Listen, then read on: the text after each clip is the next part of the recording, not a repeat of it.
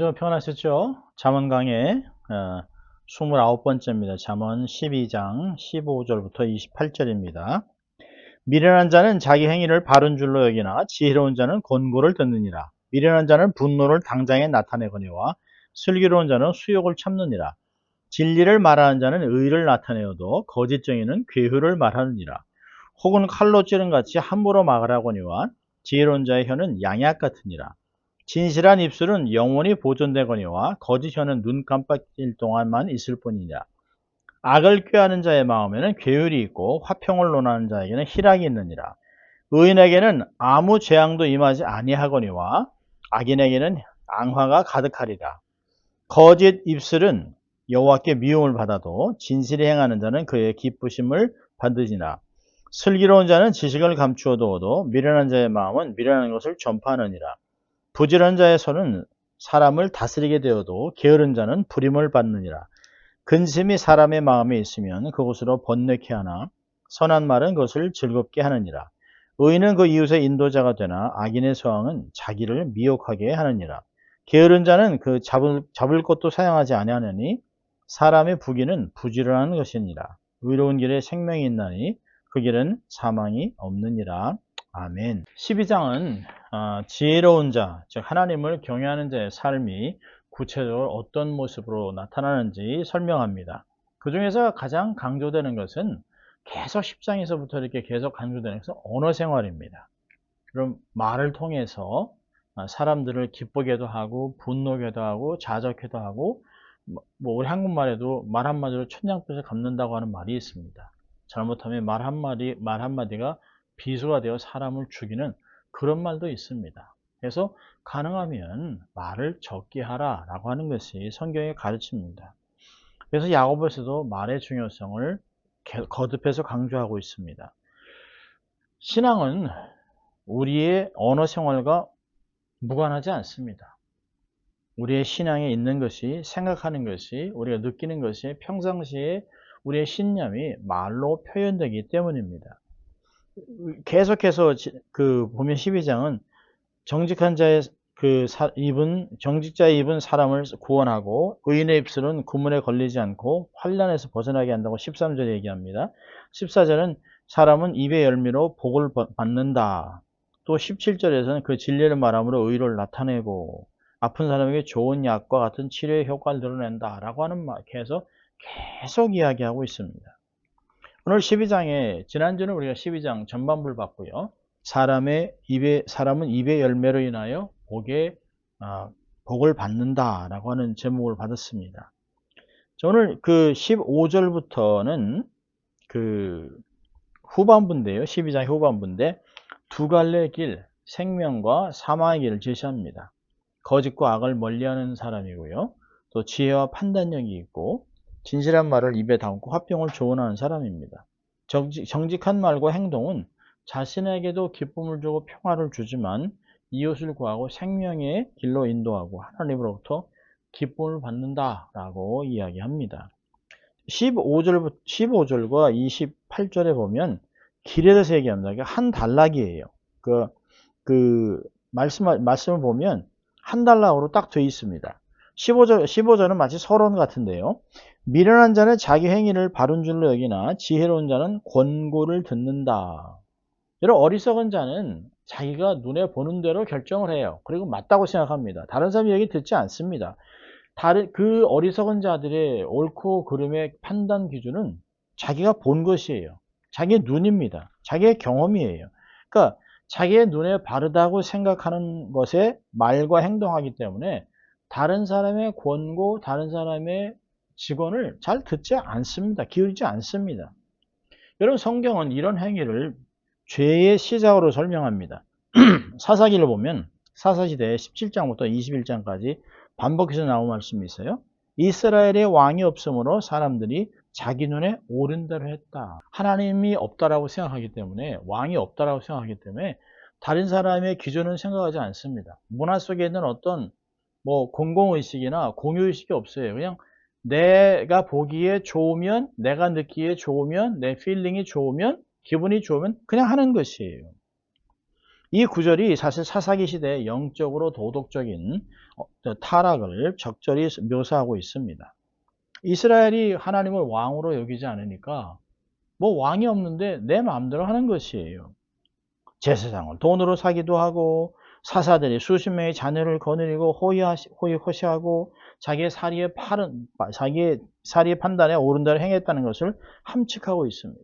여러분, 지혜로운 자는 자기 생각에 아무리 옳다 하더라도 주위 사람들이 또 영적인 지도자가 또 아니면 자기를 아끼는 사랑하는 사람들이 이야기라면 귀를 기울입니다. 한 번, 두 번, 세 번 반복해서 동일한 얘기를 하면 이건 안 되겠다라고 멈추는 것이 일반 상식입니다. 그러니까 자기 눈에 어떻게 보이든지 어떻게 생각되든지 간에 가장 중요한 것은 하나님이 뭐라고 하느냐, 하나님은 뭐라고 말씀하시느냐가 굉장히 중요합니다. 하나님을 기준으로 딱 삼고 생각하면 우리 생각, 기준, 노하우, 지식 별거 아닌 거죠. 쉽게 깨달을 수 있습니다. 그래서 어리석은 자는 자기가 행하는 길이 옳다고 생각합니다. 자기 눈에 보이는 대로 하는 것이에요. 16절부터 23절까지는 지혜로운 말과 어리석은 말을 이야기합니다. 16절 보면 미련한 자는 15절에서 미련한 자는 16절은 미련한 자는 계속 얘기합니다. 미련한 자는 분노를 당장에 나타냅니다. 근데 슬기로운 자는 수욕을 참습니다. 그러니까 여기 당장 분노를 나타내는 사람은 어리석은 사람이에요. 바로 그날의 분노를 알게 한다라는 뜻입니다. 미련한 자는 비난을 당하고 또 수치를 당하면 자기의 분을 견디질 못해요. 그래서 그 안에 있던 기분 나쁜 것, 또 분노, 이 악한 감정을 확 말로 표현을 합니다. 그냥 굉장히 강하게 육두문자를 써가면서 이야기를 합니다. 처음에는 자기를 변론하지만 아니라고 얘기하지만 이것이 왜 맞는지를 주장하면서 상대방을 완전히 짓밟으려고 합니다. 그러나 슬기로운 사람은 자기가 부당한 모욕을 당한다 하더라도 참습니다. 감정에 휘둘리지 않아요. 냉철하게 해결책을 찾습니다. 자신이 부당하게 모욕을 당했다면 하나님께서 그것을 나중에 회복해 주실 것이기 때문에, 풀어줄 것이기 때문에 그날을 참고 기다립니다. 그래서 감정을 다스려요. 그래서 사실 그게 지혜로울 때가 많습니다. 아무리 옳아도 화를 내면 문제의 핵심을 흐립니다. 문제가 아닌 다른 것으로 감정적으로 변화돼요. 그래서 왜 화를 내느냐, 왜 소리를 지르느냐, 당신이 막내 이래 라고 하는 것으로 분쟁이 일어날 수 있습니다. 그래서 슬기로운 사람은 조금 다른 사람의 평가가 잘못됐다 할지라도 자기 마음에 들지 않는다 하더라도 감정을 상했다 하더라도 쫙 참고 모든 분위기가 다스려지고 하나님의 때를 따르는 것이에요. 17절부터 보면 지혜로운 사람은 자기 감정을 억제할 뿐만 아니라 적극적으로 유익을 끼치는 말을 합니다. 진리를 말하는 자는 의를 나타내어도 거짓 정의는 괴유를 말한다. 17절부터 쭉 보면 19절까지 법정 관계에서 나타납니다. 증인의 이야기를 합니다. 무엇이 옳고 무엇이 잘못됐는가를 확정하는 데는 증인만큼 좋은 것이 없어요. 특별히 요지같이 DNA 테스트를 하고 무슨 CCTV가 달려있고 이런 게 아니기 때문에 그 당시에는 누가 보았다라고 하는 증인이 가장 중요합니다. 그래서 두세 사람의 증인이 있으면 거의 맞습니다. 그래서 증인이 너무너무 중요해요. 그런데 그 증인이 진실을 말하느냐가 중요한 것입니다. 거짓 증인은 속이는 말로 많은 어려움을 줍니다. 특별히 18절 보면 혹은 칼로 찌름같이 함부로 말하거니와 그러나 지혜로운 자의 혀는 양약 같다. 듣는 사람의 마음을 찔러 상처를 냅니다. 사람들이 과거가 온전하고 또 이렇게 늘 건강하게 정직하게 살아가지 않는 사람도 있어요. 그러나 이제 변화를 받고 새로운 삶을 살아가는데도 불구하고 그 사람에 대한 나쁜 감정을 가지고 이 사람이 이랬다, 내가 봤다, 실상 사실이라 할지라도 그 상황과는 전혀 다른 과거의 것을 가지고 그 사람을 그냥 함부로 취급할 때가 있습니다. 여러분, 솔직한 게 중요한 것이 아니에요. 그 사람에 대해서 내가 봤다, 이 사람 원래 이런 사람이었어, 지금 이렇게 변하려고 하지만 개과천선 되겠습니까? 라고 이야기를 하면서 그 사람의 악담을 하고 거짓까지, 그러니까 불려서 얘기할 때 그 듣는 사람이 상처를 받는다는 거예요. 막 칼로 난도질을 한다라고 하는 그런 말입니다. 막 칼로 도려내는 거예요. 말 한마디 한마디가 그 가슴에 빗으로 꽂히는 그런 것을 얘기합니다. 상처를 주는 것이에요. 여러분 사실 욥의 세 친구들을 보세요. 욥의 세 친구들이 사실 욥을 너무 쉽게 판단합니다. 그러고서 자기 생각대로 자기가 아는 한계에서 욥을 판단하고 함부로 취급합니다. 그러니까 치유를 해주는 게 아니라 남의 상황을 막 덧나게 하고 힘들게 하고 어렵게 합니다. 여러분 사실은 진실은 사랑이 이렇게 잘 포장돼서 여러분 믿음의 말은 굉장히 무섭습니다. 진리의 말이기 때문에 사람의 심령을 찔러요. 그러나 그 진리의 말씀을 믿음의 말씀을 사랑으로 잘 포장해서 사람이 말을 들을 때 상하지 않도록 해주는 게 굉장히 중요합니다. 그래서 진실은 사랑을 듬뿍 섞어서 말해야 합니다. 에베소 4장 29절 보니까 무릇 더러운 말은 너 입 밖에도 내지 말고 오직 덕을 세우는데 소용되는 대로 선한 말을 하여 듣는 자들에게 은혜를 끼치게 하라. 예, 은혜를 끼치게 진실된 이야기라도 상대방을 헐뜯으려고 하는 상대방을 함부로 취급하고 망하게 하려고 하는 그런 악한 감정을 갖고 하는 것이 아니라 사랑으로 배려하는 마음에서 조심스럽게 말하는 것입니다. 이렇게 진실된 입술은 영원히 보존되고요. 그리고 그 진실한 입술은 영원히 보존되거니와 거짓 혀는 눈 깜짝할 동안만 있습니다. 잠깐입니다. 여러분 거짓말은 언젠간 드러납니다. 오래 갈 것 같죠? 아니에요. 거짓을 말하는 사람들은 그것을 속이기 위해서 또 다른 거짓말을 만들고 또 다른 거짓말을 만든다 결국은 터지면 더 큰 일에 결국에는 모든 것이 다 드러나게 되어 있습니다. 자, 20절부터 23절까지 이제 마음에 대해서 얘기하는데요. 속이는 마음으로 악하게 행하는 자는 기쁨이 없다라고 얘기하고 있습니다. 그러나 평화를 의논하는 자는 기쁨을 누린다. 이게 의논은 충고하고 계획하고 의도 그런 뜻이 있습니다. 하나님께서 그 평화를 주시고 기쁜 결과를 얻게 하실 것이기 때문입니다. 의인에게는 어떤 재앙도 오지 않게 하나님이 일하신다고 21절에 이야기하고 있습니다. 의인에게는 아무 재앙도 임하지 아니하려니와 하나님 막아주세요. 하나님을 사랑하는 자에게는 모든 것이 합력하여 선을 이룬다. 로마서 8장 28절에 그러잖아요. 우리는 잘 몰라요. 큰 그림을 보지 못하니까. 작은 것 때문에 실수 때문에 또 상처 때문에 막 너무 고민하지 마세요. 그냥 이게 다 이래도 다 지나간다. 지나가게 하면 감정을 추스리고 믿음을 지키고 하나님을 향해 전진하고 있으면 하나님이 그 모든 것을 다 모아서 거룩한 그림으로 큰 그림을 만들어 가기 때문에 합력하여 하나님의 뜻을 이루는 것을 바울은 이야기하는 것입니다. 우리 삶도 마찬가지 아니에요? 그래서 합력하여 선을 이루기 때문에 힘든 순간도 결국은 나중에는 유익을 줘요. 그러나 악한 자들에게는 재앙이 가득합니다. 잘 되는 것 같은 순간에도 마음의 고통이 있어요. 인생 전체가 비참하게 끝나게 되어 있습니다. 여러분 거짓을 말하는 입술은 여호와께서 가증하게 여긴다. 하나님께 미움을 받는다. 그러나 진실히 행하는 자는 하나님의 기쁨을 받는다라고 이야기하고 있습니다. 슬기로운 자는 지식을 감추지만 미련한 자의 마음은 더 미련한 것을 전파한다. 16절과 원어가 비슷해요. 슬기로운 자는 수욕을 감춘다. 미련한 자는 당장 분노를 나타낸다. 거의 비슷합니다. 그러니까 슬기로운 사람은 자기 감정이나 지식을 다혈하지 않습니다. 말을 줄이고 그리고 신중하게 기다려요. 그리고 좋은 때를 찾습니다. 그러나 미련한 자는 감정을 다스리지 못해요. 막 안에 있는 분노, 안에 있는 뭐 불편함, 뭐 어떤 면에서는 그냥 뭐 함부로 취급받은 것에 대해서 마음 상한 게 막 쏟아져 나옵니다. 막 생각을 떠벌립니다. 그리고 자기 생각에는 뭐 자기 기준을 막 말하는데요. 그래서 어리석은 말을 하는 거예요. 말이 많으면 실수가 나오게 되어 있습니다. 감정이 섞여 나오면 분이 섞여 나와요. 그럼 실수합니다. 어리석은 말을 해요.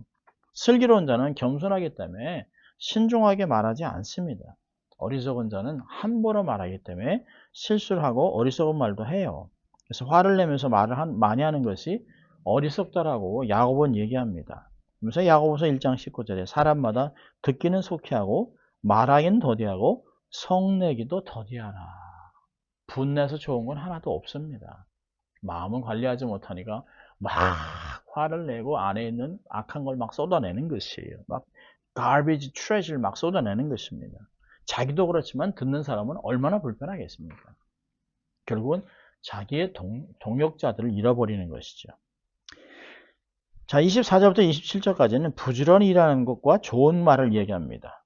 좋은 언어 생활에 대한 교훈에서 좋은 행동으로 이렇게 교훈을 옮겨가고 있습니다. 그래서 24절, 27절 다 부지런함과 게으름, 이렇게 24절에 또 27절에 부지런한 사람, 게으른 사람을 비교하고 있습니다. 부지런히 일하는 사람은 다른 사람을 다스릴 수 있는 포지션까지 올라가요.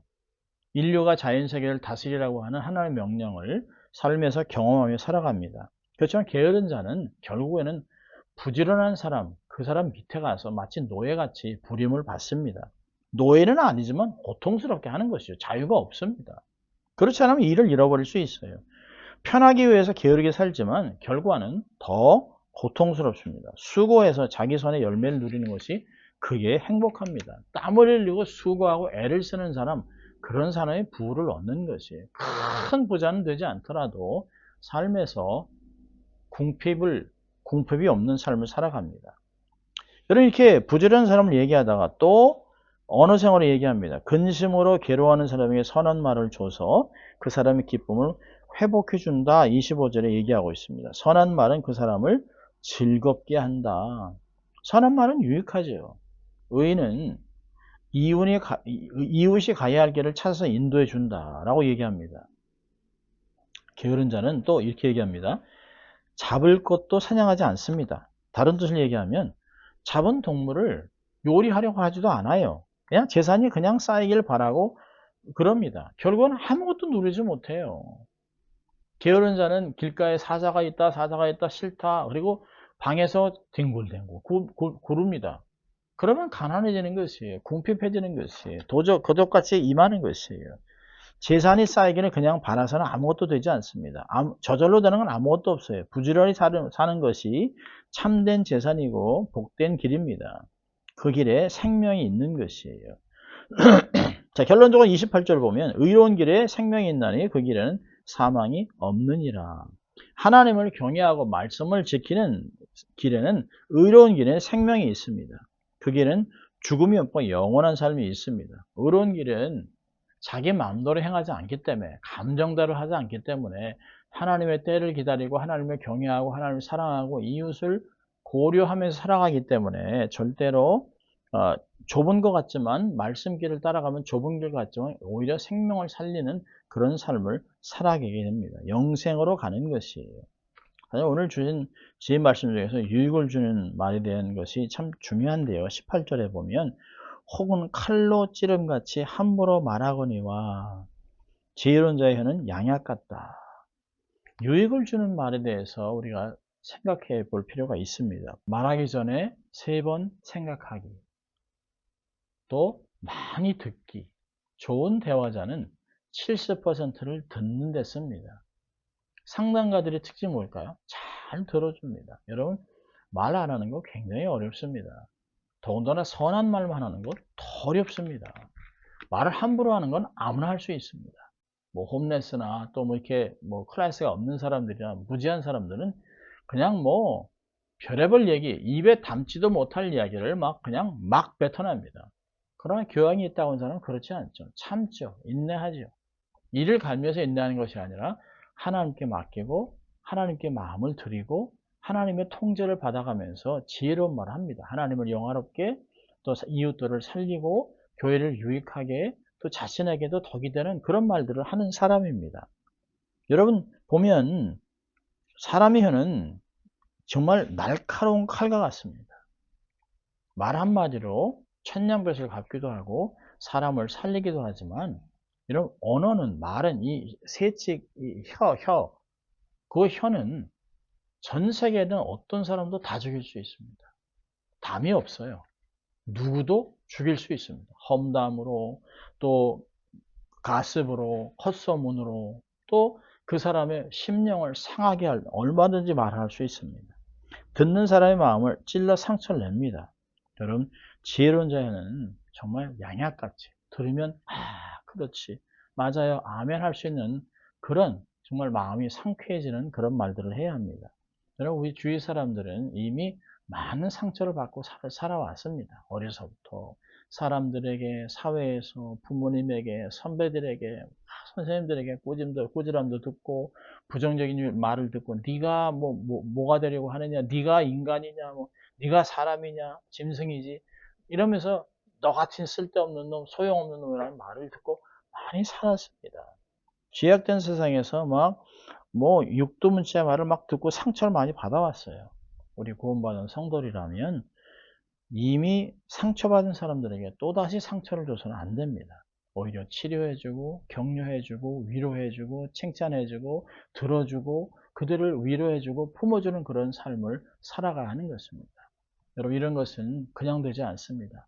선한 마음을 품고 하나님 말씀으로 무장하고 생각을 지키면서 하나님의 성품을 닮아가면서 성령의 열매를 가질 때만 우리 언어가 통제되고 아름다움을 누릴 수 있습니다. 그래서 그리스도의 지식을 아는 향내를 내는 복음의 능력을 나타내는 예수 그리스도의 사랑을 전하는 그런 언어 생활을 하는 그런 복된 한 주가 될 수 있기를 주의 이름으로 축원합니다. 기도합니다.